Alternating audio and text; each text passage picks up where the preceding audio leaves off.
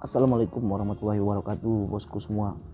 Kali ini saya mau berbagi pengalaman mengenai Vios Limo yang sudah saya beli selama 3 tahun, bosku. Nah, di sini saya belinya langsung dari Bluebird. Harganya tidak murah juga, sekitar 77 juta. 77,5 tepatnya. Dan saya dapat diskon 500.000 dari Bluebird, jadi harganya 77 juta.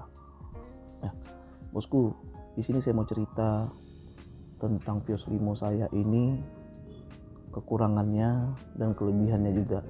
Jadi bagi bosku yang mau membeli Vios Limo ekstraksi, baik itu dari langsung full Bluebird atau dari penjual online lainnya, tentunya penjual online yang terpercaya ya, sudah banyak tuh untuk di YouTube bisa ketahui ya, dan barang-barang mereka juga bagus-bagus.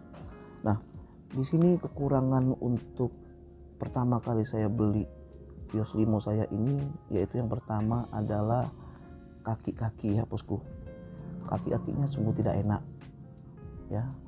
Sewaktu saya tes atau saya uji coba di Bluebird itu karena tidak bisa dibawa keluar, jadi tidak terasa bosku. Nah, kemudian saya lakukan transaksi, saya beli mobil ini, dan betul saja begitu saya bawa dan sudah saya beli cash mobil ini, tidak bisa saya pulangkan kembali. Nah, tapi mereka memberikan garansi selama 6 bulan. Kemudian saya ke Bluebird, saya tanya ke mekaniknya, katanya itu sudah biasa. Nah, disitulah saya agak kecewa dengan pihak Bluebird, dan saya tidak pernah lagi ke Bluebird. Saya langsung ke bengkel, saya tanyakin apa-apa aja yang buat kaki-kaki Vios Limo ini tidak enak. Nah, kemudian saya ke bengkel, pihak bengkel bilang itu shocknya yang tidak bagus. Sudah. Nah, saya cari perbandingan lagi ke bengkel lain, ternyata dia bilang peredam shocknya yang sudah mati. Nah, karena untuk mencabut peredamnya ini juga ongkosnya lebih mahal daripada harga peredamnya bosku, karena saya beli harga peredamnya itu hanya 150.000, tetapi bongkar pasang dari shocknya ini sekitar 300 ribuan. Oke, saya turuti yang itu karena budget saya juga terbatas. Saya turuti, saya ganti peredamnya. Betul saja peredamnya sudah koplak. Saya ganti dengan yang biasa, harganya sekitar 150.000. Nah, kemudian terpasang dan saya bawa itu enak dan shocknya itu masih bagus, kata tukang shock tersebut. Kemudian permasalahannya ada lagi.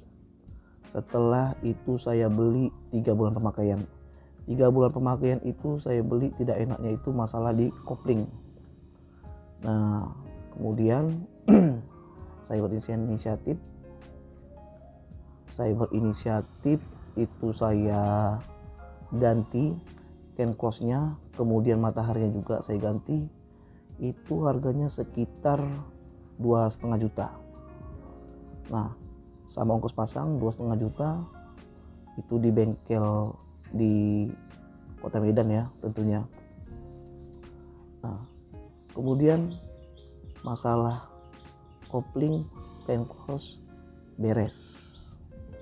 Itu 3 bulan pemakaian bosku, 3 bulan pemakaian. Saya sudah keluar uang itu sekitar 2,5 juta ditambah 600.000, sekitar 3,1 ya. Oke, kemudian sewaktu pas saya gantikan kuas itu, mekaniknya bilang dudukan mesinnya sebelah kiri itu, karena yang dicopot itu hanya dudukan mesin sebelah kiri. Nah, dudukan mesin sebelah kiri itu sudah koplak. Karena apa? Efeknya mesin atau pada saat kita berjalan itu bergetar, gedeg. Nah, bergetar penyebabnya adalah dudukan mesin. Nah, masuk di akal saya karena karetnya itu dia sudah bergesekan dengan besi ke besi, bosku.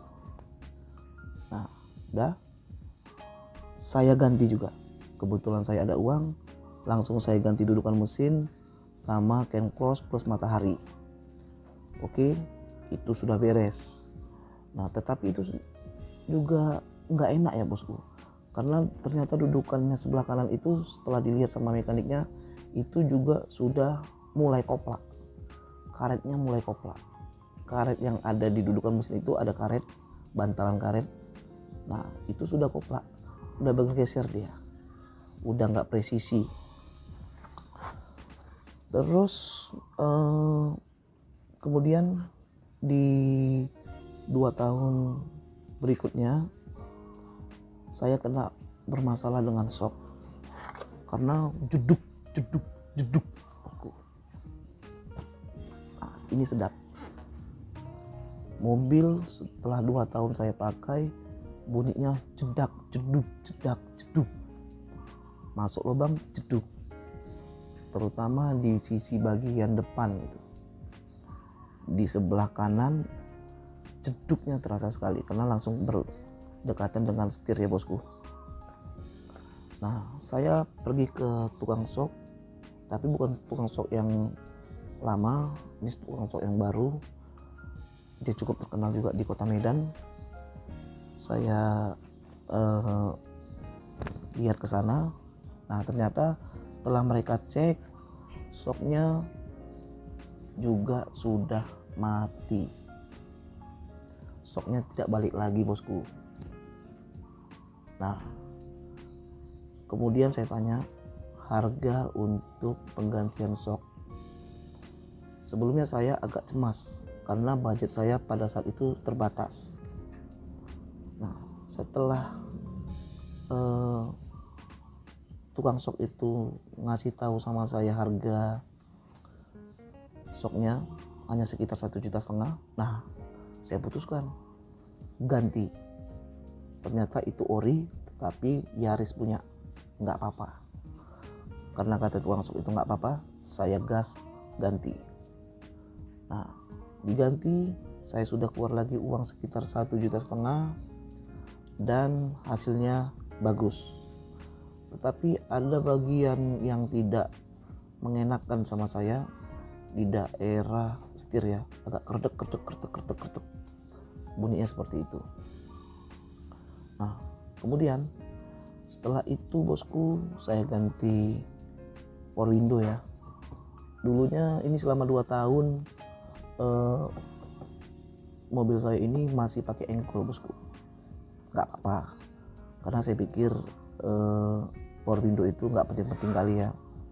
Tapi karena seiring berjalannya anak-anak saya sudah pada gede, sudah tahu mereka untuk mutar-mutar, nah saya putuskan untuk ganti power window. Diganti power windownya ini sekitar 1,5 juta. Oke, kemudian saya ganti loudspeaker juga karena loudspeakernya sebelah kiri tempo hari mati. Saya ganti, kebetulan saya ada budget, saya ganti itu kena sebesar 3 juta sekalian subwoofernya komplit lah ya, semuanya baik yang di depan ini juga. Nah, yang seperti ini saya ganti juga. Kemudian di 2020 ini saya perbaiki kaki-kaki dari Vios Limo ini, karena menurut saya sudah sangat tidak enak sekali. Karena Vios Limo ini, bosku, jujur saja, ini Vios Limo saya ini cukup tangguh sebenarnya. Saya sudah bawa ke Padang, ke Pekanbaru, bahkan baru-baru ini saya bawa ke Aceh. Kilometernya sendiri ini sudah 380 ribuan. Jadi bagi bosku yang mau beli Vios Limo, jangan takut kalau kilometernya itu sudah ratusan ribu, karena belum tentu Vios Limo ekstraksi itu yang kilometernya masih puluhan ribu itu bagus, belum tentu. Itu saya pastikan belum tentu. Nah, saya juga mau berbagi pengalaman ya. sama bosku semua. Ini saya ganti perbaikan kaki-kaki itu, saya kena sama tune up sekalian, itu biayanya sekitar 4,5 juta. Tetapi part-partnya itu saya beli sebagian. Part yang saya beli itu sebagian itu seperti tirot ya, tirot kanan kiri saya beli sendiri bosku. Itu kena biayanya, tapi enggak yang asli ya bosku, yang biasa, yang KW, kena sekitar 1,2 juta. Jadi 4,5 ditambah 1,2 juta itu ya sekitar 5,7 lah. Nah, kemudian saya juga sudah saya ganti ya dudukan mesin yang sebelah kanan. Nah, itu saya pakai yang asli bosku. Jadi saran dari bengkel itu menyarankan kalau untuk dudukan mesin itu sebaiknya yang ori, jangan pakai yang KW. Yang KW harganya bosku itu cukup menggiur, harganya sekitar 800 ribuan, sementara yang asli itu 1,8 juta. Bayangkan tuh, beda sejuta loh selisihnya. Nah, itu yang bisa saya sharing sama bosku, pengalaman saya selama saya punya Vios Limo ini selama 3 tahun ya bosku. Nah, Vios Limo saya ini masih standar banget, nggak pakai body kit. Nah, saya akan mereview juga nanti body kit yang sudah saya beli, tetapi body kitnya belum datang ya bosku. Dari YouTuber juga saya beli, dari penjual taksi yang terkenal juga di Jakarta, orang yang baik, ramah, maulah membantu kita yang di daerah ini ya bosku. Nah, mungkin itu saja video kali ini. Nantinya saya akan berbagi cerita kembali kepada bosku mengenai enaknya punya Vios Limo. Oke, terima kasih. Jangan lupa subscribe, like untuk mendukung terus video saya ini. Assalamualaikum warahmatullahi wabarakatuh.